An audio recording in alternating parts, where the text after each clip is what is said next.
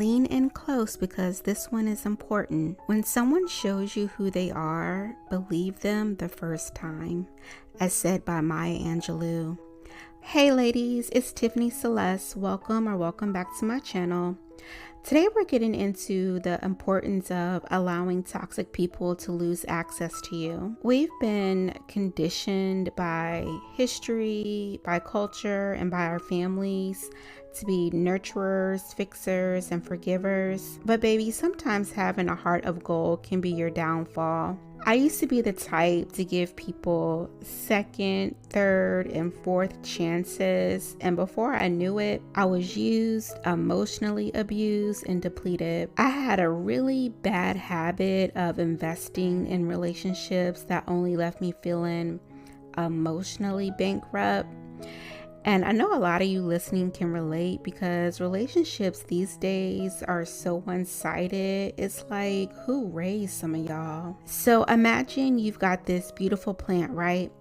It's lush and green and it's healthy. You water it, talk to it, make sure it gets sunlight. Then one day somebody comes along, plucks a leaf and says, "Oh, my bad, it's just one leaf, don't worry about it." So you let it slide, but the next time they come around, they rip off a branch and then another until all you got is a battered stem. That's what allowing toxic people to stay in your life does. They pluck away at your love, your peace, your emotional safety, and your self-worth until there's nothing left. And this is when you have to make the tough decision to walk away and remove this person from your life, because you gotta know that there is a cost to letting toxic people stay in your life. The repercussions of keeping toxic people around can be severe. You can't even turn on the TV or open TikTok without seeing a story time about a relationship gone horribly wrong. And I'm paraphrasing here so that I'm not triggering anyone. But toxic relationships aren't just draining, they can be dangerous. They can mess with your emotional safety, your mental health, and even your physical safety. And they certainly cause sleepless nights. You may even experience stress or anxiety or feel like you're walking on eggshells, and it's not worth it. But sometimes those emotional scars can last longer than physical ones. You may not see them, but they are there, shaping how you see yourself and how you move through the world.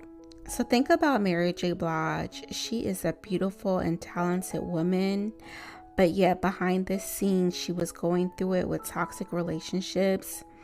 But when she got strong enough, she left that toxicity behind and she's doing really well now. She's thriving. And side note, all I know is Mary needs to come out with a boot line soon because her boots are always so fly. But anyway, you have to stop allowing yourself to be accessible to people that treat you poorly, because toxic people do not deserve you. So you have to remove toxic people from your life, no matter who they are. It could be your significant other, your family member, friend, whoever. I know it's easier said than done. The first thing you need is clarity. So sit down and make a list of the qualities you want in your friends, your partner, family members, and even your coworkers. If somebody doesn't align with that, it's time to reevaluate their place in your life.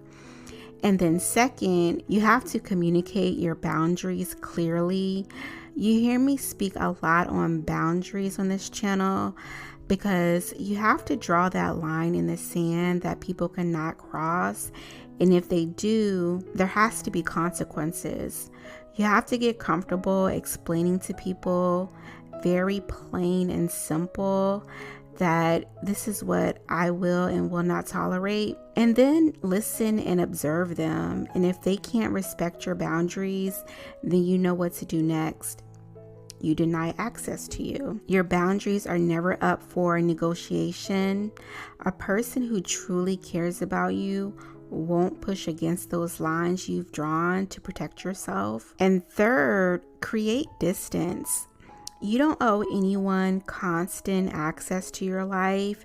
If they've shown you who who they are and it's not someone you want around, block them, unfollow them, or simply stop engaging. And it doesn't have to be dramatic, but it does have to be firm. And lastly, lean on your support system. Surround yourself with people who pour into you, who celebrate you, and who love you for you. And give yourself the grace and time to heal from toxic family members, relationships, or friendships. And once you've denied their access, that's when the real work begins. It's time to focus on your healing, and you can start by affirming yourself and validating your feelings daily. Remind yourself of your worth. And I'm a strong advocate for therapy. Therapy can be a powerful tool, so use your insurance if you have it. Use your EAP at work if they offer it. Also, if that isn't accessible to you, then journaling helps a lot.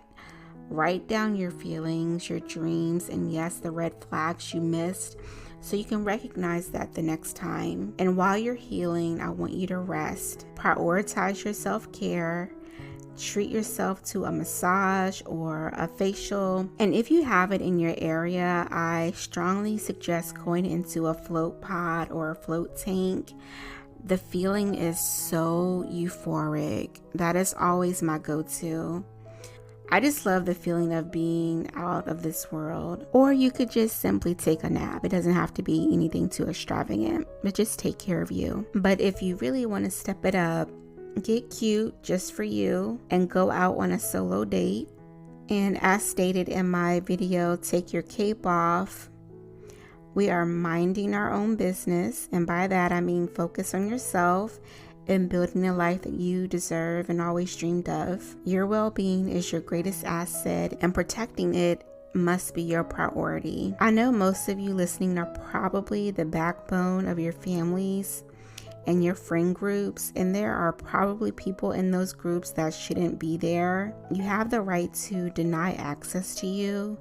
And let me say this to you, you don't have to forgive someone over and over just because they are family or because of the history you have with them. And also another thing about forgiveness, I know we are taught that forgiveness is for you and not the other person, but contrary to popular belief, you don't have to forgive people, especially if they have continuously disrespected you or did something completely egregious.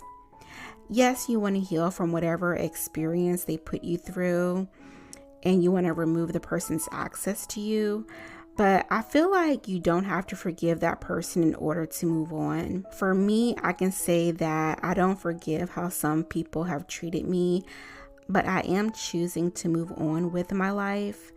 I'm choosing to heal. I'm choosing to accept that what happened.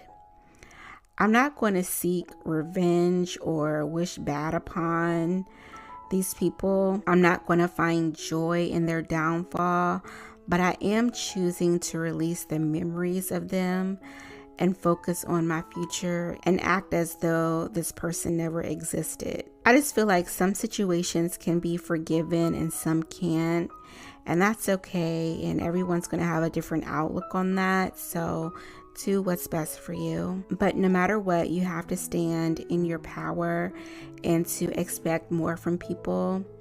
And if they can't rise to the occasion, then they have to go. And we have to give ourselves the care and respect we've given to others. You are not a doormat, and you are not a dumping ground for other people's issues.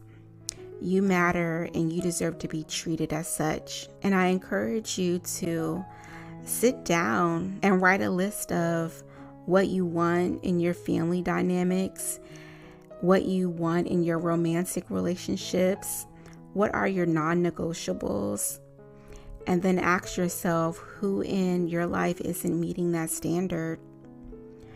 Don't let fear or guilt hold you back from doing what's best for you. And you know I always come with the resources to help you on your journey. So I have my free life audit worksheets, which is designed to help you assess and improve 8 key life areas so you can get back on track and start living with more peace, purpose, and ease. I also have the Dream Life Workbook, which is your step-by-step roadmap to take aligned action to design the dream life that you deserve. Also, my 2 favorite book recommendations are Set Boundaries, Find Peace by Nidra Tawwab and Real Self-Care by Pooja Laxman. And I will have these resources linked for you in the description. And make sure you read through the description box because I do have other wellness resources listed there that you might be interested in. And if you have made it this far in the video, thank you so much for watching. And let me know in the comments your thoughts on this topic and share your experiences. Please don't forget to subscribe to my channel, like and share this video, and I'll see you in the next video.